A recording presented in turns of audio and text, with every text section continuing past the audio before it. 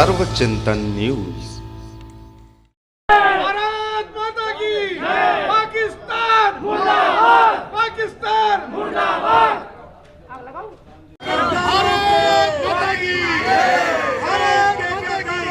गोली मारो सालों को, देश के गद्दारों को, गोली मारो सालों को, देश के गद्दारों को, गोली मारो सालों को। आतंकवाद नहीं सहेंगे, नहीं सहेंगे, आतंकवाद नहीं सहेंगे, आतंकवाद नहीं सहेंगे, नहीं सहेंगे। देश के गद्दारों को गोली मारो सालों को, देश के गद्दारों को, गोली मारो सालों को, देश के गद्दारों को, गोली मारो सालों को, देश के गद्दारों को, गोली मारो सालों को। आतंकवाद नहीं जाएंगे, नहीं जाएंगे, आतंकवाद नहीं जाएंगे, नहीं जाएंगे, आतंकवाद नहीं जाएंगे, नहीं जाएंगे। देखिए 22 तारीख को जो घटना हुई है कि ऐसा कोई काम ना करें।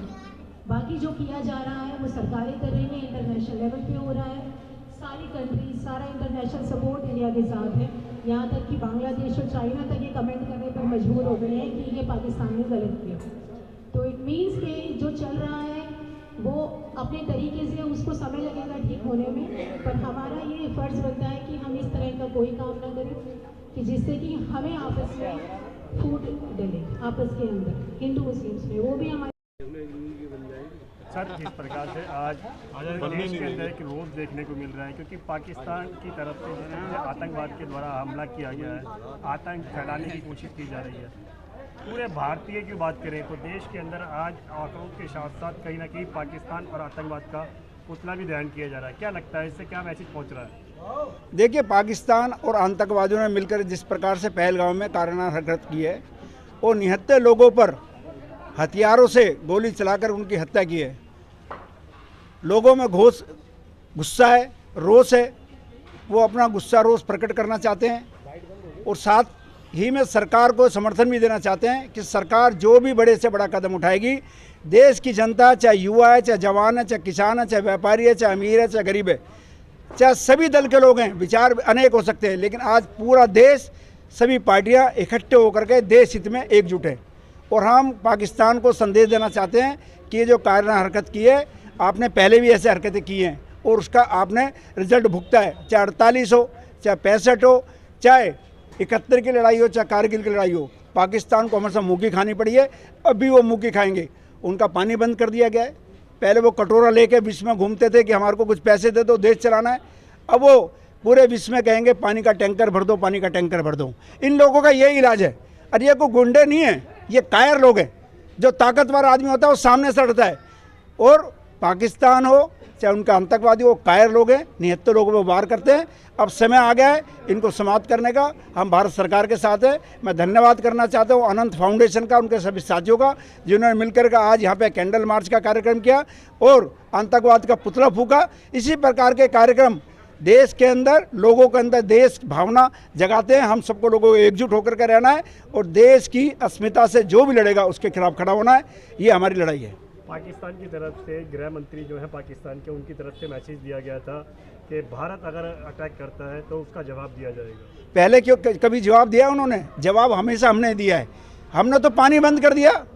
हिम्मत है तो आओ ना आगे। आ नहीं सकते। सारे आतंकवादी बिलों में घुस गए हैं और उनके सेना के बड़े बड़े अधिकारियों के परिवार विदेशों में चले गए हैं कि हमारी जान ना चली जाए। तो ये लोग कायर लोग हैं, ये कभी आम सामने की लड़ाई नहीं लड़ सकते। इनकी गीदड़ भभकी से हम डरने वाले नहीं हैं। हमारी सरकार मजबूत है, हमारा देश एक है और हम सरकार को कहते हैं बड़ी से बड़ी कार्रवाई करें ताकि इनको हिमाकत मिल सके। नाम बताइए सर अपना। मेरा नाम हरीश दत्त। सर, ये बताइए जिस तरीके से आप कैंडल मार्च कर क्या मैसेज देना चाहते हैं? हम यही कहना चाहते हैं कि जो वहाँ पर पाकिस्तान कश्मीर में जिन लोगों ने करा पुलवामा के अंदर, ये नहीं होना चाहिए था। ये बड़ा गलत काम हुआ है। जो चुन चुन के इन्होंने लोगों को मारा है, ये पाकिस्तान हमेशा करते रहे। एक गंदे आदमी मेरी नज़र के अंदर, ये कायर हैं, बिल्कुल कायर है। ये कुत्ते हैं मेरी नज़र के अंदर। इनको काटना नहीं आता, भोंकना आता है सिर्फ, और कुछ नहीं आता इन लोगों को। पाकिस्तान जब तक ये करेंगे, पीछे से वार करते हैं, फ्रंट में आगे कभी लड़ना ही नहीं आता इनको। मैम, मेरा नाम ममता। मैम, जिस तरीके से आप लोग महिला होकर भी कहीं ना कहीं अब कैंडल मार्च कर रही हैं, पाकिस्तान के खिलाफ नाराजगी देखने को मिल रही है, क्या लगता है ये नाराजगी का असर क्या होने वाला है? बहुत होगा नाराजगी का असर। बेगुनाहों का खून कभी तो रंग लाएगा।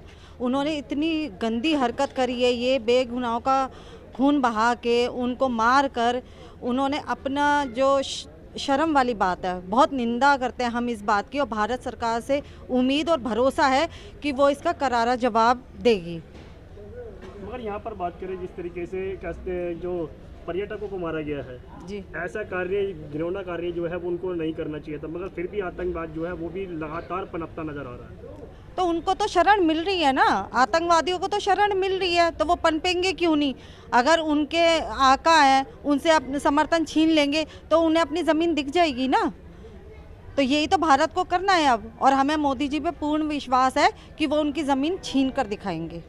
सर आज जिस प्रकार से जगह जगह कैंडल मार्च, जगह जगह रोष जो है वो देखने को मिल रहा है, क्या लगता है इस रोष का असर क्या होने वाला है? देखिए, जैसा कि हमें पता है कि इनके पुराने समय से ये लोग धोखा देते आ रहे हैं, राजा महाराजाओं के समय से ये हमारे लोगों को धोखे से मारा जा रहा है।